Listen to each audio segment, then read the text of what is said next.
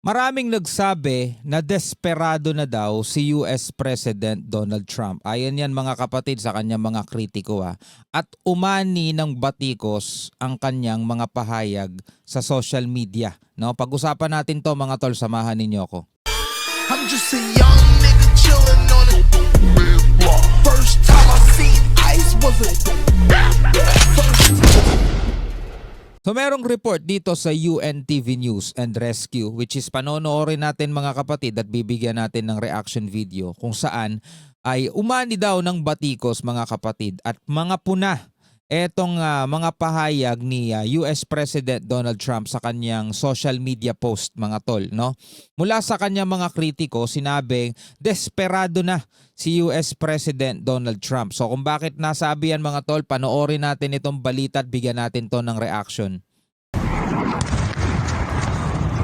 Kabi-kabilang pagwasak. Hindi pa tiyak kung ilang buhay ng sibilyan ang nadamay na. Sobrang dami na pero estimated yung mga nakikita natin pero hindi natin alam yung actual. Lamang weekend, binomba ng US at Israel ang Pasteur Institute sa Tehran, ang pinakamatanda at pinakakinikilalang research at public health center, hindi lamang sa Iran kundi sa buong gitnang silangan. Ito lamang linggo, binomba rin ang Sharif University, ang pinakakilalang engineering school sa Middle East. Sa Israel, nagmamadali ang mga rescue worker, baka sakaling may maisalba pa sa isang residential area sa Haifa na direktang tinamaan ng missile ng Iran. 'Di ba? Pareho lang sila, Israel saka Iran, 'di ba? Nagbobombahan sila mga tol, tina-target nila yung mga hindi naman military site. No? Nadadamay mga tol pati yung mga ganitong klaseng facilities, infrastructure. O ngayon sasabihin niyo sino papanigan natin? Wala. Ba't natin papanigan mga tol? 'Di ba? Ang ginagawa nating reactions para maging aware tayo rito at para mabuksan natin yung isip natin na talagang walang mabuting dulot yung mga ganitong klaseng gulo. Ito ang mga eksena habang tumatakbo ang oras ng 48-hour na bagong deadline ni US President Donald Trump sa pakikipagkasundo ng Iran. Binatikos ng marami ang pahayag ni Trump, ilan sa kanila naniniwalang desperado na ito. Si Nobel Peace Prize winner at dating direktor ng International Atomic Energy Agency, Mohammed El-Baradi, tinawag na madman si Trump. Madman. To the Gulf governments, please once again do everything within your power before this madman turns the region into a ball of flame. Sabing gano'n ni Mohammed El-Baradi. Nanawagan ito sa mga Gulf states na agad kumilos upang pigilan na ito sa kanyang kampanya kontra Iran. Si US Senator Chris Kaso yung ibang Gulf states din mga tol may galit din sa Iran eh. Yung iba nga humihingi ng international approval, 'di ba? Which is vinito ng France, ng Russia at saka ng China. Ang hinihingi nilang approval is gumamit na ng military forces para mabuksan ng puwersahan itong Strait of Hormuz, no? Murphy, pigilan na ito sa kanyang kampanya kontra Iran. Si US Senator Chris Murphy, sinabing tila baliwala kay Trump ang pumatay ng mga sibilyan. Ito anya ay malinaw na war crime. Ayon naman kay US Senator Bernie Sanders, isa nang mapanganib na tao si Trump at hindi na balanse ang pag-iisip. Sang-ayon dito ang isang terrorism expert na si John McLaughlin at iginiit ang 25th Amendment ng US Constitution kung saan nakasaad na dapat ay mentally stable ang isang presidente. Ito rin ang panawagan ni US Senator Bob Duff. I call on my colleagues, especially my Republican colleagues, to stand with us, to invoke the 25th Amendment or other means to peaceably remove him from office. Ayon naman sa Iraq war veteran at retired US Army Colonel na si Lawrence Selin, frustrated na anya si Trump dahil di nito mapasunod ang Iran. Anya, iniisip marahil ni Trump na isang negosyo lang na pwedeng pagkakitaan ang giyera. Frustration. No? Kasi nga, kung pagbabasehan natin mga tol, eto batay dito sa sinabi niya, yung frustration, maraming ulit na nagbanta si Trump sa pamamagitan ng mga 48 hours, 5 days, 10 days, tapos 48 hours ulit, tapos postponed at ilipat sa April 7th, 8 p.m. Eastern Time. Kumbaga, yung mga ano na yon, yung mga banta na yon is kapag hindi nasunod. Kumbaga parang pananakot 'di ba? Kapag hindi nasunod, bobombahin namin 'yan, wawasakin namin 'yan. Yung mga ganon mga tol. So sabi rito, this post is an is an expression of frustration, sabing ganon. Bombing won't be decisive if and Iran's response will make matters worse. Trump views the war like a business deal with cost and benefits.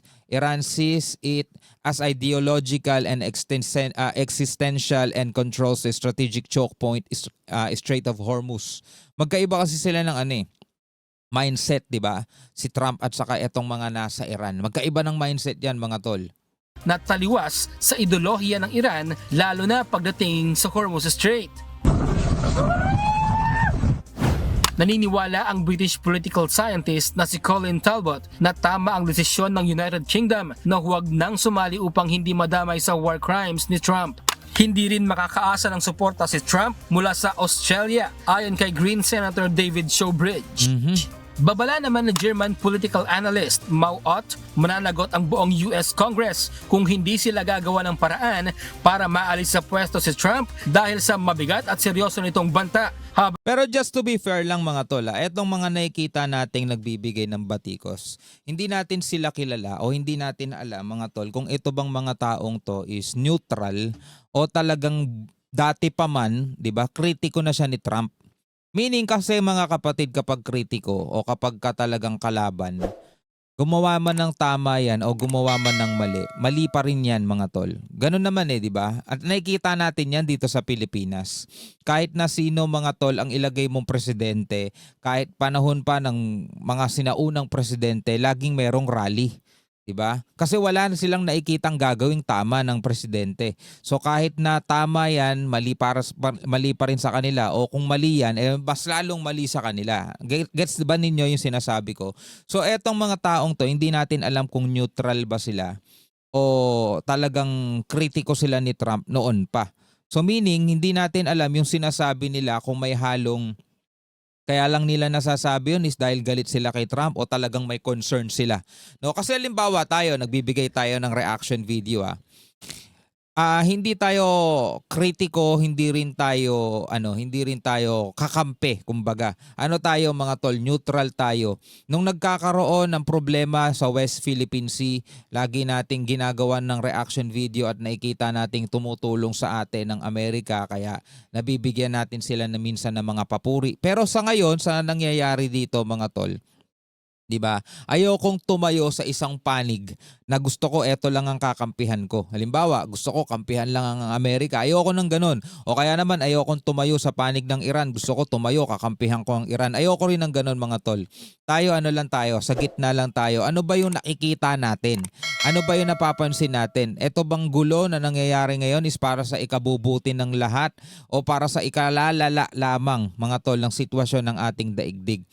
Kung ano yung nakikita ko, siguro nakikita nyo naman, di ba? Nagiging mabuti ba ang lagay nating lahat, di ba? Hindi natin alam mga kapatid kung ano pa mangyayari sa hinaharap di ba? So tuloy natin to.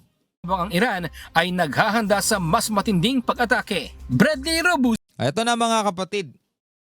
No?